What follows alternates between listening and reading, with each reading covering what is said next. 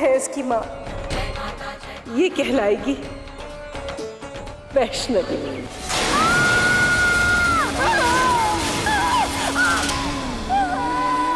वो माता रानी के मंदिर गई थी वैष्णवी के साथ।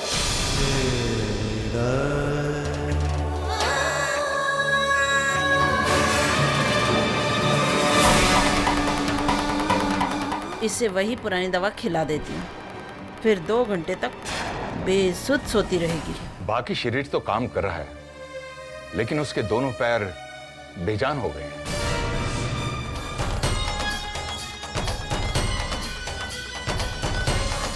अरे वैष्णवी, तेरे चुलबुली खड़ी कैसे हो गई? अरे चुलबुली, जल्दी चल, तेरी दीदी तेरा इंतजार कर रही है। कहाँ है दीदी? मंदिर में माता की चौकी कर रही है, चलो। तेरे नाम की जोत जलाऊं, आज माता की चौकी सजाऊं। उस 250 एकड़ जमीन पर अब गुरुकुल के नाम पर एक 7 सितारा होटल खुलेगा थापर साहब, 7 स्टार होटल। जय माता दी। जय माता दी।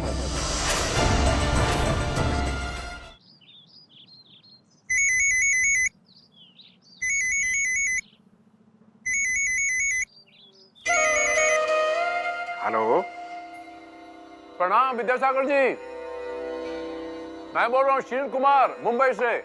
जय माता दी शील जी। एक काम करते हैं, हम शाम को बात करते हैं, क्योंकि मैं दोपहर के आरती के लिए बस रवाना ही हो रहा हूँ। अरे विद्यासागर जी, हमारे इस ड्रीम प्रोजेक्ट में हम विदेशियों को वंचित क्यों रखें? और हमारा ये गुरुकुल इस दिशा में पहला कदम है। आशीर्वाद देने के लिए थोड़ा तो वक्त तो निकालिए विद्यासागर जी। और वो जम्मू के थापर साहब इस काम में हमारा सहयोग दे रहे हैं।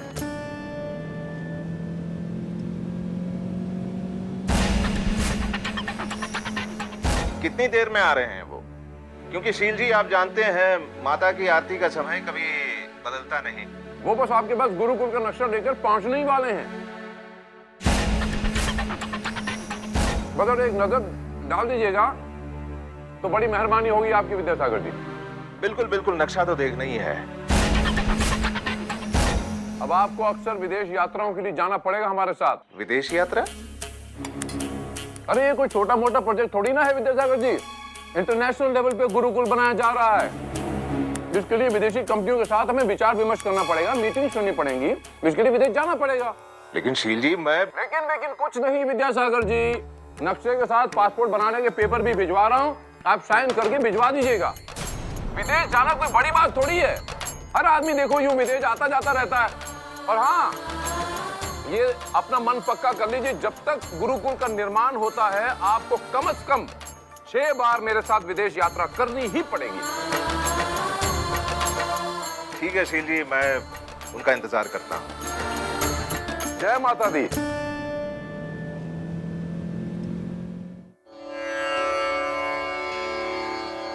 नमस्कार पंडित जी, मैं थापर। नमस्ते नमस्ते। हम शायद पहले मिल चुके हैं। वो शील जी कह रहे थे कि आप गुरुकुल का नक्शा लेकर आने वाले हैं। हाँ, ये देखिए, ये है शील कुमार जी की सुंदर कल्पना, जिसे साकार करने की हमने पूरी कोशिश की है। विद्यासागर जी, ऐसी चीज बनेगी कि पूरा हिंदुस्तान देखेगा। और ये देखिए, ये है ड्राइववे।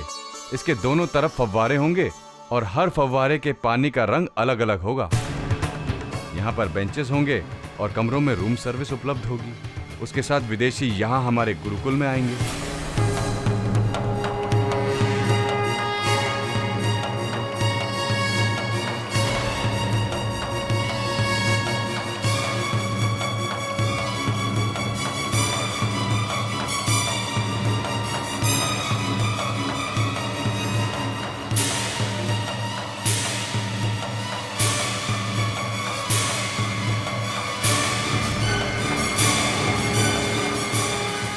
और इस बिल्डिंग के बेसमेंट में कार पार्किंग, टेरेस में रोटेटिंग स्विमिंग पूल होगा और कैफे वगैरह। क्षमा चाहते हैं, ये शील जी क्या कल्पना किए बैठे हैं? ये गुरुकुल है, ये कोई होटल? थापर साहब, हमारे विचार शील जी से मेल नहीं खाते। पंडित जी, हम उनसे बाद में बात कर लेंगे। आप जाइए यहाँ से। हाँ, लेकिन आप ये पासपोर्ट के पेपर्स पे तो साइन करते जाइए। पासपोर्ट की बारी तो बाद में आएगी महाशय। पहले गुरुकुल की संभावना तो बने, जो फिलहाल असंभव लग रहा है।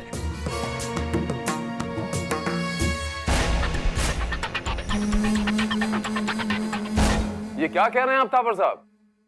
ऐसा कहा पंडित ने? बुरा मत मानिएगा, जैसा आपके बारे में कहा, आई फेल्ट मुझे तो बड़ा इंसल्टिंग लगा। थापर साहब, मुर्गी से दोस्ती करोगे तो चिकन तंदूरी कैसे खाओगे? बेशर्मी और बेहयाई बिजनेस का सबसे पहला सबक है, बिजनेस का सबसे पहला उसूल है। इज्जत चाहिए तो क्लासिकल डांस के टीचर हो जाइए। लेकिन मुझे तो उनके विचार कुछ अलग ही लग रहे हैं। विचार बदलना धंधे का सबसे पहला स्टेप है थापर साहब। विचार बदलने हो तो चोर के साथ चोर हो जाइए और साधु के साथ साधु। ये पंडित हमारे श्लोक बहुत जल्द बोलेगा, आप हड़बड़ाइए मत थापर साहब। मुझे तो ये पंडित बड़ा ढीठ सा आदमी लग रहा है। हे थापर, पंडित के खिलाफ एक शब्द नहीं। आई एम सॉरी शील जी, मैं तो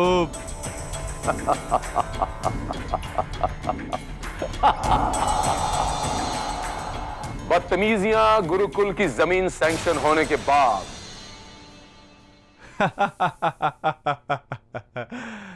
बड़ा ही गुरु आदमी है।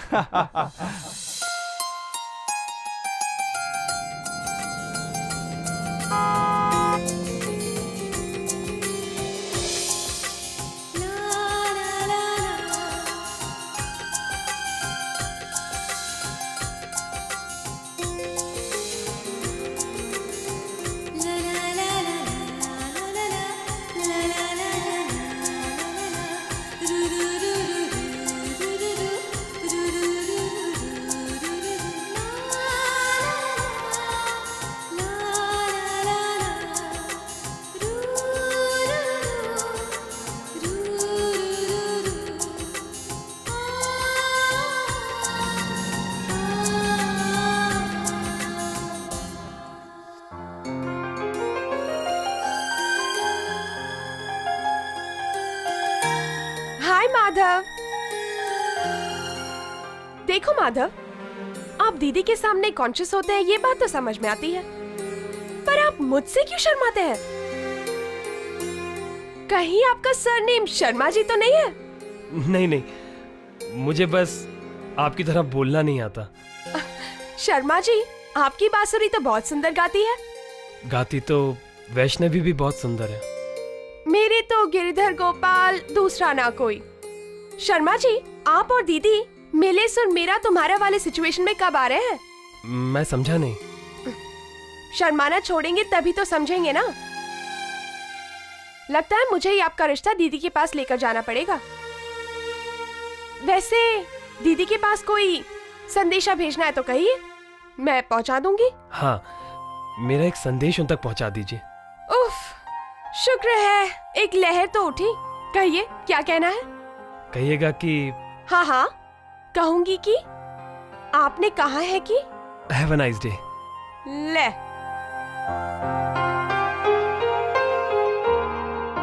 कितनी हिम्मत दिखाई है आपने। शर्मा जी, साइकिल को स्टैंड पर लगाकर कब तक चलाएंगे आप? स्टैंड से हटाइए और आगे बढ़िए। सोनाक्षी,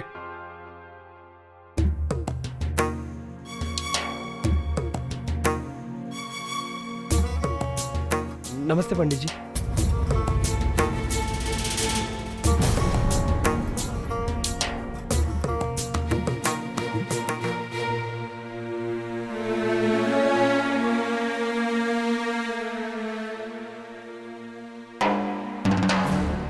कितनी बार कहा है तुझसे, इधर उधर मत भटका कर। घर से कॉलेज आया कर और कॉलेज से घर आया कर, लेकिन तेरे कान में तो जूं तक नहीं रेंगती। पापा, वो माधव था, दीदी के ग्रुप का म्यूजिशियन। बड़ा ही समझदार लड़का है और वो बांसुरी भी बहुत अच्छा बजाता है। उसने आपको नमस्ते किया और आपने जवाब ही नहीं दिया। चलिए आपकी बात करती हूँ। आज आप इतने गुस्से में क्यों हैं? बेटा, जब से शील जी ने इन्हें गुरुकुल का नक्शा दिया है तब से ये उखड़े उखड़े। शील जी कुछ और ही सोच बैठे हैं और मेरे गुरुकुल का सपना कुछ और है। पापा, पूरी जिंदगी आप भदरवा में रहे और शील अंकल मुंबई में, तो दोनों के सपने तो अलग होंगे ही ना। सपने अलग अलग हो सकते हैं, लेकिन गुरुकुल ज्ञान का भंडार है, न कि सुविधाओं का। गुरुकुल में बैठकर गर्म पानी के नलके कितने हैं और ठंडे पानी के नलके कितने हैं इसकी गिनती नहीं होनी चाहिए, बल्कि गिनती होनी चाहिए कि कौन सा ग्रंथ उपलब्ध है और कौन सा नहीं। अगर मेरे जैसे स्टूडेंट को गर्म पानी ना मिले तो वो तो कब की भाग जाए। तेरी आदतें दिन ब दिन बिगड़ती जा रही है।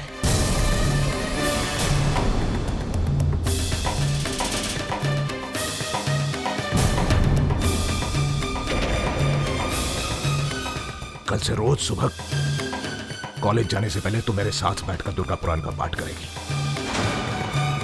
मेरे पास जितना भी माता का ज्ञान है तुझे विरासत में देना चाहता हूं। पापा, मुझे इसमें कोई इंटरेस्ट नहीं है, और वैसे भी अपना ज्ञान आपने दीदी को विरासत में दिया हुआ है ना। मैंने उसे कुछ नहीं दिया। अगर नहीं दिया तो देना चाहिए ना पापा।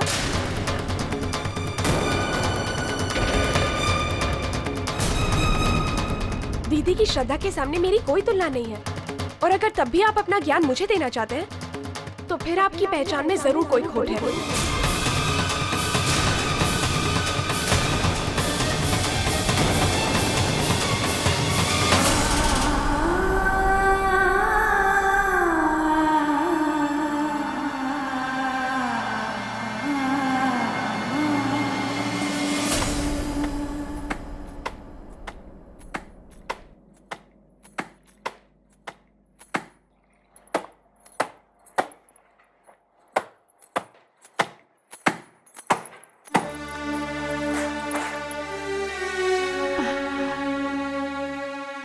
माफ कीजिएगा।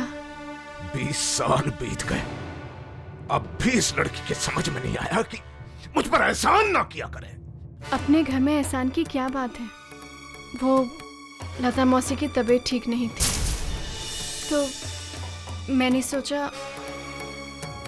तो है? तो क्या? कपड़े गंदे पड़े रहते क्या होता? कम से कम तुम्हारा सामना तो नहीं करना पड़ता। इसमें हर्ज क्या है पापा?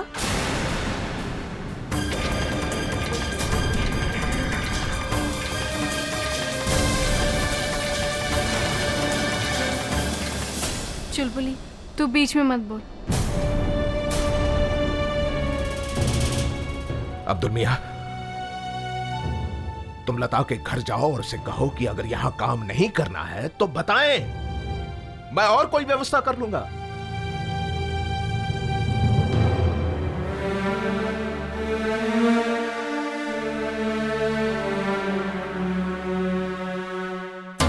अगर वो कल नहीं आती है तो घर के सारे काम तू करेगी। इस घर में किसी और की जरूरत नहीं है।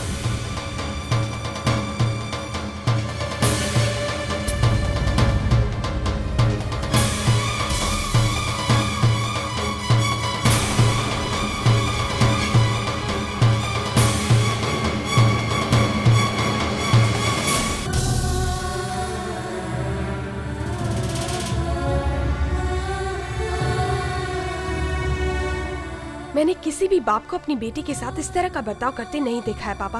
20 साल से उसके और मेरे ग्रह मिले नहीं। अब तू शिकायत करके क्या करेगी? क्या क्या कर लेगी तू?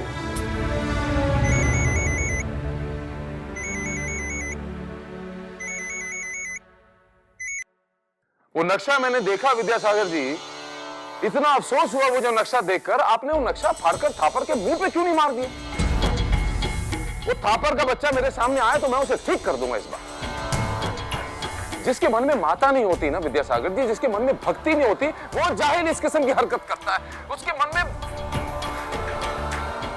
थापर की वजह से मैं आपसे माफी मांगता हूं विद्यासागर जी। ये जो आपके साथ हुआ ना विद्यासागर जी, इसका प्रायश्चित अब मैं करूंगा। मुझे तसल्ली हो गई शील जी कि आपको वो नक्शा उतना ही ओछा लगा जितना कि मुझे। मुझे तो ऐसा लग रहा है विद्यासागर जी जैसे उस जाहिल नास्तिक थापर ने मानो माता रानी का ही अपमान कर दिया। मेरे सामने आया ना ये थापर का बच्चा तो मैं इसकी जान ले लूंगा। मेरी भक्ति का, मेरी श्रद्धा का वहां मानो कारोबार हो रहा है वो मेरे नाम से। नहीं नहीं विद्यासागर जी, मैं ऐसा होने नहीं दूंगा। शील जी, दुनिया में हर प्रकार के लोग रहते हैं। सच बोलूं तो कुछ पल के लिए आपके विचारों पर भी प्रश्न चिन्ह लग गया था। हमारे जो वर्षों के संबंध है उस पर भी असर पड़ गया था। अब नहीं विद्यासागर जी, मैं समझ सकता हूं विद्यासागर जी। दरअसल मैं इस गलती को सुधारने के लिए अभी आपके पास चलने के लिए रवाना होने ही वाला था। मैं आपके पास अभी आता हूं। ना वो कष्ट मत उठाइए। नहीं विद्यासागर जी, मैं हमारे रिश्ते का बाल भी बांका नहीं होने दूंगा। मैं साबित कर दूंगा विद्यासागर जी कि आपकी मैं कितनी इज्जत करता हूं, आपके प्रति मेरी कितनी श्रद्धा है। वो मैं समय पर छोड़ देता हूं शील जी। समय सब कुछ सिद्ध कर देता है। सत्य स्वयं आपके समक्ष आकर खड़ा हो जाता है।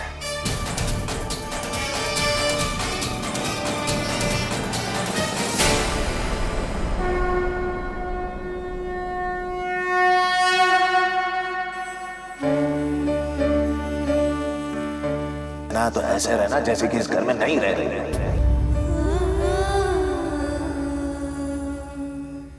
फिर कभी मेरे सामने आने की कोशिश मत कर। उठाओ इसे।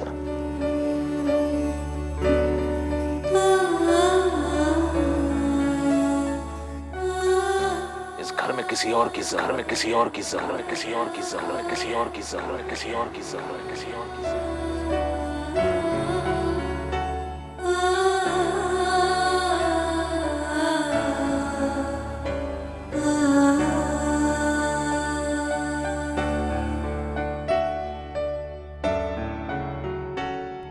दीदी, हाँ, आंखों के बाहर के तो आंसू पोंछ लिए दीदी, पर अंदर के आंसू को कैसे छुपाओगी? जो बात करने आई है वो मत कर। वो बात पिछले 20 सालों से होती आ रही है और उसका जवाब ना तो मेरे पास है और ना ही तेरे पास। तो चलिए इन बातों से आगे बढ़ा जाए। हाँ दीदी, जो हो गया उसे तो बदला नहीं जा सकता, पर जो होने वाला है उसे तो रोका जा सकता है ना। दीदी, मैं नहीं चाहती इस घर में रहकर आप और दुख सहे, इसलिए मैं आपके अपने घर में देखना चाहती हूँ। कौन कहता है ये घर मेरा नहीं है? हाँ, चाहे मेरे साथ कोई हो ना हो, पर तू तो है मेरी अपनी, जिसने मुझे कभी पराया नहीं समझा। हाँ दीदी, लेकिन मैं भी तो एक बेटी हूँ ना, और एक ना एक दिन मुझे भी इस घर से विदा होके जाना है। इसलिए मैं चाहती हूँ कि सबसे पहले मैं आपकी शादी करवाऊँ और आपको आपके परिवार के साथ खुश देखूँ। हाँ, लेकिन मैंने अभी शादी के बारे में कुछ सोचा नहीं। लेकिन मैंने सोच लिया है। अगर आप इजाजत दे तो मैं माधव से बात करूँ?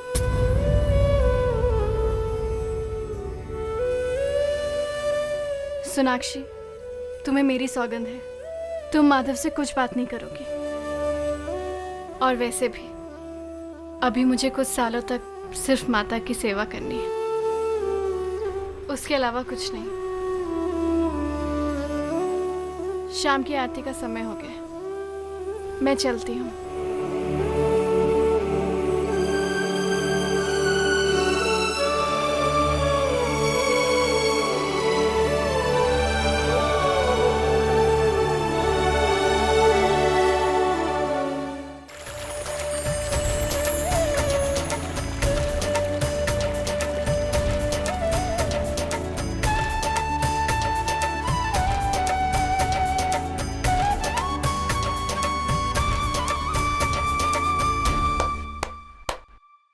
मियाँ, आप होठों का इस्तेमाल सिर्फ बांसुरी बजाने के लिए क्यों करते हैं? आपको इल्म नहीं है कि लोग होठों से बातें भी करते हैं? आपको अपने पे हंसी आ रही है और हमें रोना। अगर आप दिल की बात नहीं कह पाते तो मैं जाके वैष्णवी से कह देता हूं। अरे नहीं नहीं, प्लीज तुम ऐसा कुछ नहीं कहना। अरे कुछ कहूंगा नहीं तो बात आगे कैसे बढ़ेगी? बात आगे बढ़ाने की बात से ही तो मुझे डर लगने लगता है। वो कैसे?